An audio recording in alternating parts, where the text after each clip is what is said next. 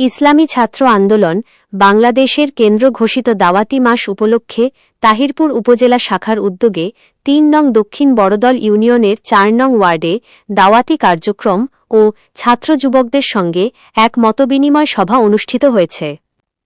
এ উপলক্ষে সাধেরখলা উচ্চ বিদ্যালয়সহ এলাকার বিভিন্ন স্থানে ছাত্র যুবকদের সঙ্গে একান্ত সাক্ষাৎ ও সাংগঠনিক কার্যক্রম পরিচালনা করা হয়।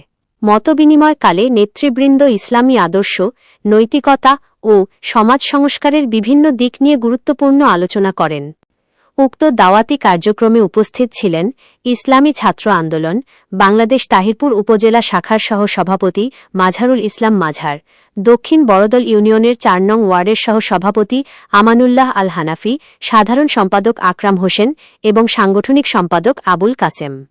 এ সময় নেতৃবৃন্দ তাদের বক্তব্যে বলেন, ইসলামী সমাজ ব্যবস্থা প্রতিষ্ঠা, তরুণদের নৈতিক অবক্ষয় রোধ এবং যুব সমাজকে দ্বীনী চেতনায় উদ্বুদ্ধ করতে সংগঠনের এই ধারা ও কার্যক্রম ভবিষ্যতেও অব্যাহত থাকবে।